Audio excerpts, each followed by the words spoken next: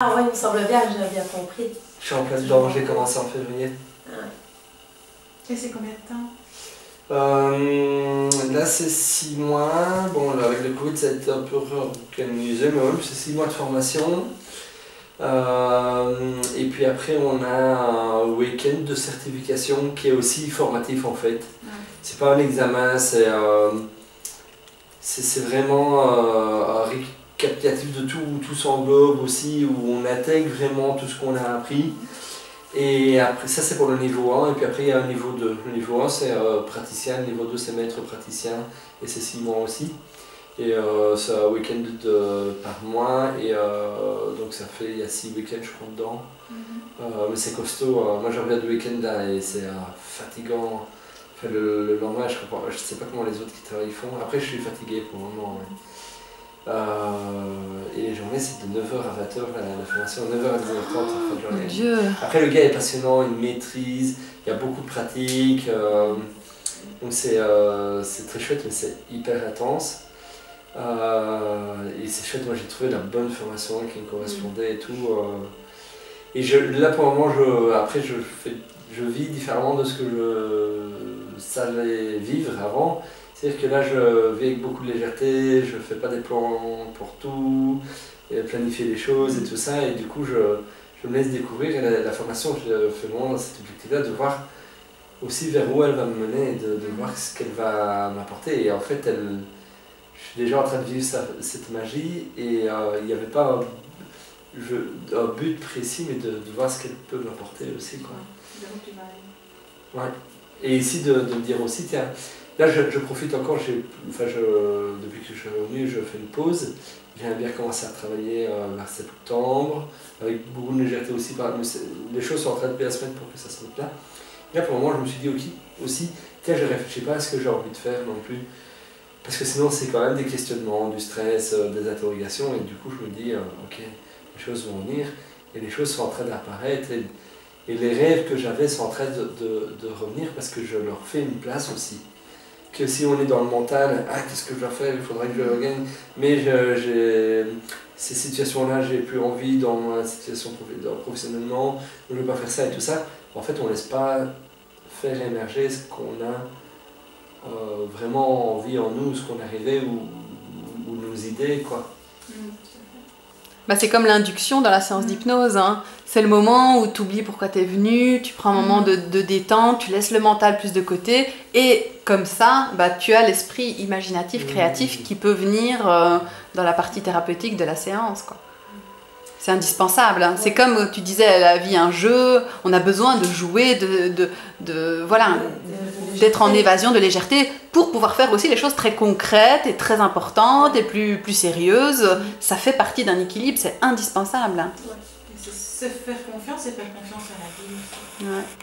Et ce qui est intéressant dans cette formation en coaching mental, c'est que lui, le formateur, il a été formé à l'hypnose érectionnelle, mais nous expliquait que l'hypnose érectionnelle a évolué aussi par rapport à quoi elle a été conçue, et que lui, avec son expérience, il la pratique de manière différente que ce qu'il a appris il y a 20 ans d'ici, ou 15 ans d'ici, et qu'en fait, elle va vers beaucoup plus de douceur, alors que l'hypnose érectionnelle, à la base, était quelque chose d'assez directive. Et alors on n'est peut-être pas encore dans la douceur de l'hypnose humaniste, même si on y tend très fort. Et lui il s'adapte en fonction des séances, en fonction du client qui est là et tout ça, d'être dans la douceur ou de revenir sur du directif s'il sent qu'il y a le besoin, et des choses comme ça.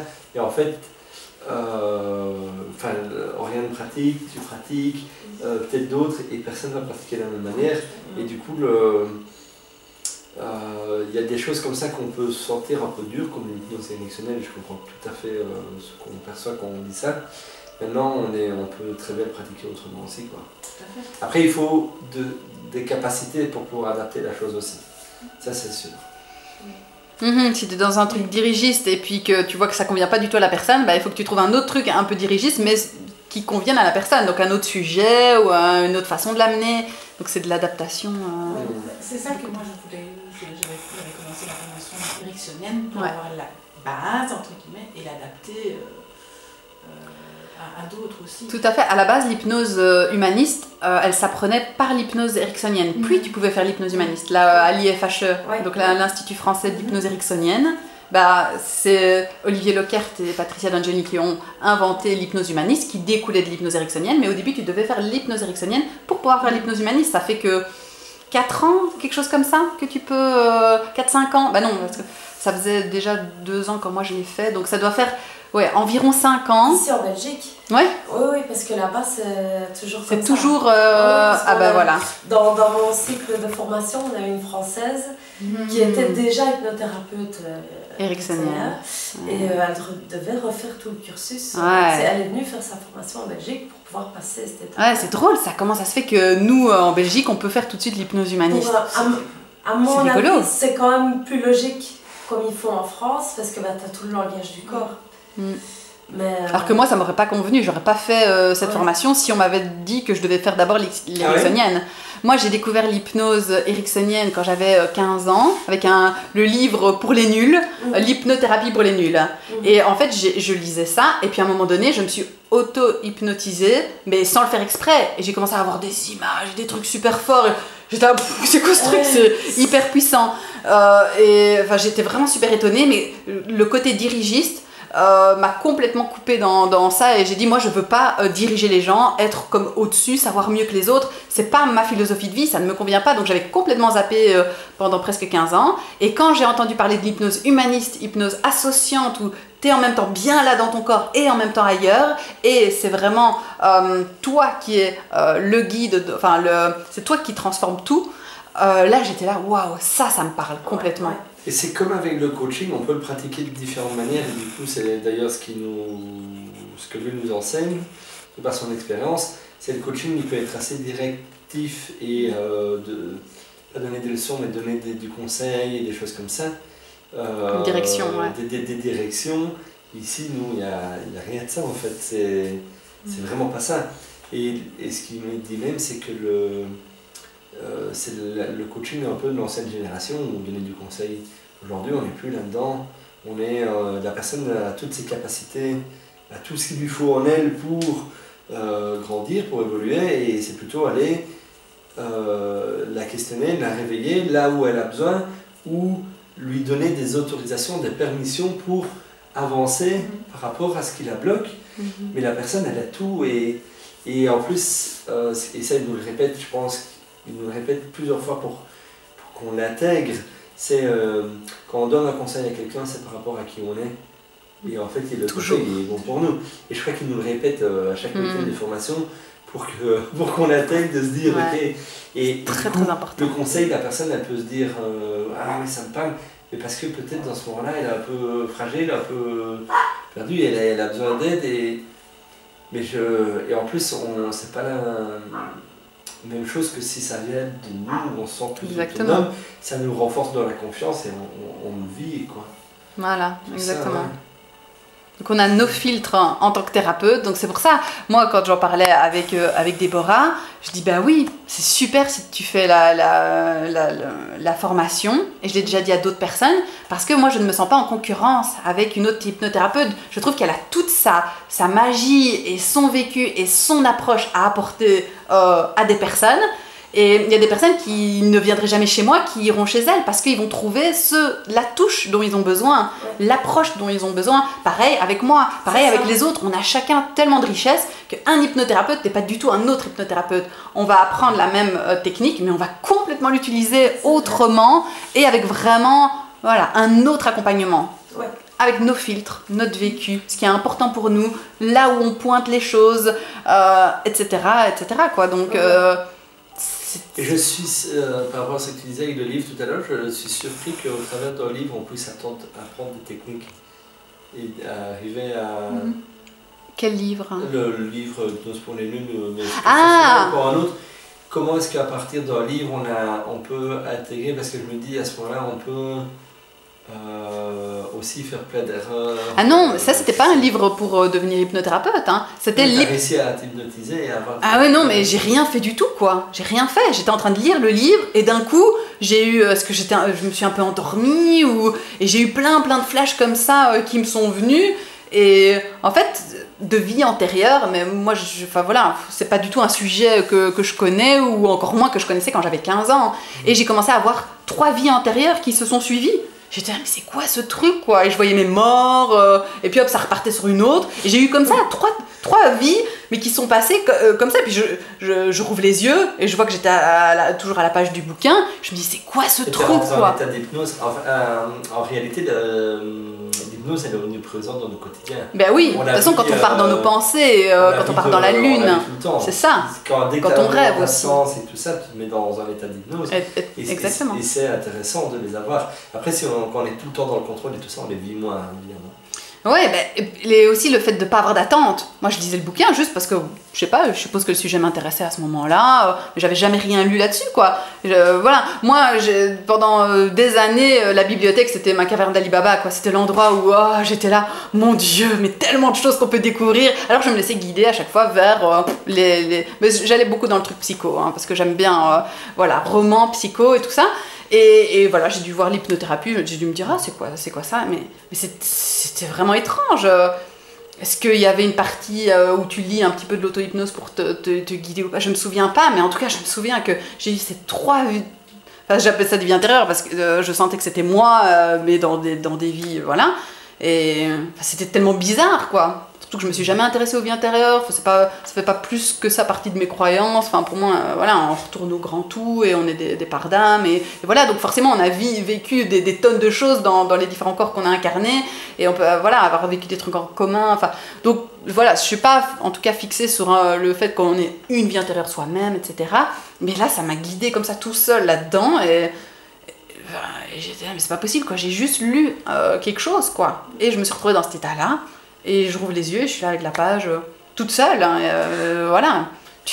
Je crois que j'ai plus lu la suite, je crois que j'ai refermé le livre et que je l'ai plus rouvert parce que c'était tellement puissant, fort, et inattendu, et bizarre, et incontrôlable. Voilà. Tu te rends pas compte de ce qui t'arrive. Oui, ouais. Donc moi, c'est que, voilà, presque 10 ans plus tard, non, plus de 10 ans plus tard, que ça m'a réintéressée. Et voilà, comme on disait, le guide intérieur, se laisser guider, bah, c'est venu comme ça. Toi, tu as trouvé la bonne formation de coaching qui t'est venue comme ça, boum, boum. Bah, moi, pareil, quoi. J'étais dans une petite formation, les formations gratuites, là, à Fléron, là, comment ça s'appelle, promotion de la santé, voilà. Et du coup, c'était sur harmonie vitale par la sophrologie, et on devait chacun faire un thème de santé. Moi, j'avais choisi, bien sûr, l'alimentation, et il y avait ce gars-là qui tient le centre de Vive Nice, qui nous a fait une présentation de l'hypnose humaniste. Et rien qu'avec sa petite démo, où il montrait un tout petit bout d'induction, j'ai dit, ah mon Dieu, c'est quoi ce truc, c'est trop génial, c'est ça que je veux. Ouais. Et de là, je me suis inscrite à la formation, je voyais 3 000 €, j'étais là, oulala, c'est quoi ça, Oriane, ton petit stitch là, il va te coûter cher, quoi. Et en plus, tu fais un truc que tu n'aurais jamais fait autrement, tu vois, 3 000 € pour une formation. Ouais, je te jure. Et puis hop, et j'étais là et je sentais que c'était ça, quoi. Je me suis inscrite et dès que le cours a commencé, c'est le cours qui explique ma façon de concevoir la vie, quoi. Magnifique. Et en plus, on peut le faire en métier. Parce que j'étais en formation en création d'entreprise, et j'étais là, avec la diététique, je m'en sortirais pas. Je mets une plombe à faire des rapports. C'est pendant ta formation de création d'entreprise que tu as eu ce truc de je vais faire ça en plus, sinon c'était pas ça. Ah non, moi j'étais en création d'entreprise pour la diététique. Atelier de cuisine, cours, voilà, consultation diététique, c'était tout, quoi. Et j'étais en train de galérer, et j'étais là, juste avant de commencer cette formation, le mois précédent, j'ai dit à mon accompagnatrice, je vais pas y arriver, je vais chercher un emploi. C'est pas possible, avec la diététique, je m'épuise, ça me fatigue, c'est trop terre à terre, c'est trop du matériel, moi ça me convient pas, quoi. Et là, j'ai vu cette formation-là, je l'ai commencée en janvier. En mai, j'étais diplômée, et j'ai tout de suite pratiqué. Et donc c'est entré dans ma création d'entreprise, l'hypnose, tout de suite. Et moi c'était trop drôle parce que j'avais pas envie de pratiquer, enfin je savais pas si je pourrais pratiquer tout de suite parce que voilà, c'est tellement... et en fait, c'est ça complètement. En fait, le plus compliqué, c'est l'adduction, c'est même pas tellement la technique. Je sais pas, moi c'est aussi la relation avec les personnes, la légitimité, hein, toujours quand tu démarres un truc nouveau, c'est qui suis-je pour pouvoir être, voilà. Ça c'est mon grand copain. Mais oui, hein, le syndrome de l'imposteur, je crois que toute personne qui se pose des questions sur soi va le sentir quand on démarre quelque chose. Ouais. à un moment donné, se dit, qu'est-ce que je suis moi pour pouvoir aider quelqu'un d'autre. Voilà, et donc tu vois, quand on a eu le diplôme, je me dis, qu'est-ce que je vais faire, quoi? Est-ce que je commence ou pas? Et j'avais 2 trucs pratico-pratiques qui me stressaient. Je savais pas comment j'allais délimiter la pièce pour pouvoir recevoir et comment j'allais faire avec l'entrée, avoir une salle d'attente, tout ça, je savais pas. Voilà, ces 2 trucs-là. Je m'assieds à la table, il y en a une autre participante qui vient s'asseoir en face de moi, elle me pose les 2 questions que je me posais. Et tout de suite, j'ai la solution. Ah bah oui, je vais acheter un paravent et je vais faire une salle d'attente dans l'entrée. En fait, il y a la toilette, c'est parfait. Et c'était tout. Et elle m'a posé mes 2 questions qui allaient me freiner. Et alors, j'ai tout de suite commencé. Donc, d'abord par des séances gratuites offertes. Voilà. Et puis ensuite, voilà, toi, tu as été la première. Et si c'était pas te lancer dans l'hypnose, il y avait d'autres trucs qui étaient là? Mais certainement pas, il n'y avait rien, j'étais au fond du trou. Décembre, j'étais là, je suis au bout de ma vie, j'ai fait 5-6 mois de création d'entreprise, je ne vais pas y arriver, je n'en peux plus de la diététique, j'ai même plus envie d'entendre ce que qui, quoi mange, j'ai plus envie de faire des ateliers de cuisine, enfin c'était vraiment, j'étais là, c'est fini, je vais chercher un emploi. J'avais vu qu'à Liège, ils cherchaient dans une sandwicherie, moi j'ai toujours bossé dans la restauration, de 17 à 25 ans. Donc je me suis dit voilà, je vais postuler, j'appelle j'envoie mon CV, tout ça, et je dis à mon accompagnatrice, moi je suis au bout de ma vie, je vais chercher un emploi. Elle me dit ok, ça va, pas de problème, je cherche un emploi et dis-moi comment ça se passe. Puis tu as eu le Women Network aussi. Ouais, et j'ai eu le Women Network aussi qui m'a sorti la tête hors de l'eau. Ça c'était en quel mois? Pareil, c'était le même moment. En fait, nous, on s'est rencontrés, le Women Network. Donc, c'était un truc fait par ALPI, Action locale pour les indépendants. Et ils proposaient un truc pour les femmes, l'entrepreneuriat au féminin. Et c'était un petit module de quelques mois. Quand même presque 9 mois, non? C'était long quand même, non? Tu trouves? Tu crois? Enfin, je sais pas, moi j'ai en mémoire plus 5-6 mois, mais bon, peu importe. Et on se voyait une fois par semaine ou une fois toutes les 2 semaines, quelque chose comme ça. Au moins une fois par semaine. Ouais. Et donc voilà, nous on s'est. Intense, hein? Oui, c'était intense, mais parce qu'à nouveau le groupe a fait que on était parfaits tout ensemble. On était un gros groupe quand même, 15, quelque chose comme ça. Chaque femme était différente, mais complètement différente, des objectifs différents, des sujets différents. C'était d'une richesse. Et on a fait du coup à la fin il fallait faire une présentation de chacune et tout, c'était tellement bien fait, on aurait dit qu'on avait bossé là-dessus pendant très longtemps alors qu'on a tout fait très très rapidement, mais il y avait une synergie. Et moi c'était un moment aussi où je me disais j'y arriverai pas, mais qu'est-ce que je vais faire, parce que moi je sais pas être employée. À chaque fois que j'ai été employée, au bout de 6 à 8 mois je suis malade, mais vraiment malade, malade physiquement, mon corps lâche, je vais chez le médecin, j'ai tous les maux possibles, et dès que je quitte, un mois après j'ai de nouveau la patate et tout, mais ma flamme s'éteint quand je suis employée parce que je supporte pas ça. La flamme quand t'as quitté après une période de repos. Et la petite flamme se rallume tout de suite. Dès que tu quittes? Dès que je quitte. Il faut récupérer un peu physiquement, mais un mois après, j'ai c'est ça, voire directement, ça dépend des fois. Mais moi, je ne peux pas être enfermée dans des trucs routiniers, avec plein de règles, avec quelqu'un d'autre qui me dit quoi faire, alors que j'ai l'impression que... Comment faire, voilà, tu vois. Et moi je peux pas, alors je m'éteins parce que je suis pas grande gueule quand je suis avec un employé, je suis la petite fille qui respecte toutes les règles. Donc je garde, je m'éteins, et puis après je suis au bout de ma vie, au bout de 6 mois. Donc je sais que je ne peux pas être employée. Donc quelle est la solution? Création d'entreprise. Mais là j'étais là, mais qu'est-ce que je vais faire, quoi? Je vais pas y arriver. Et boum, les choses se sont enchaînées, le Women Network, la formation en hypnose, et puis tout de suite pouvoir pratiquer, notamment avec toi, puis avec toi, et puis hop, et ça s'est mis à une vitesse phénoménale, quoi. Et l'hypnose a pris quasiment toute la place, quoi. Et maintenant que tu es indépendante, ça fait 3 ans, et c'est chouette ça. Ouais, et indépendante depuis octobre, seulement. Quand on trouve sa place, comme c'est juste et comme on peut être dans la durée là-dedans, quoi. Ouais. Parce que quand tu es dans quelque chose qui ne te convient pas, tu t'épuises directement, tu peux forcer. C'est ça que je voulais justement dire pour toi. Si c'est ta bonne place, ça va décoller. Oui, oui. Vraiment. Voilà, ça ici, j'ai bien conscience que c'est encore le début, donc... Mais ça a pris son temps, moi aussi. À chaque fois, je me disais, pourquoi ça va pas plus vite, quoi? Regarde comme t'as été vite quand même. Ouais, à fond. Donc, ici, Oriane, ça s'est passé comme ça. La personne avec qui j'ai fait la formation, on a fait connaissance en ligne avec elle aussi, elle a démarré et c'est son truc. Et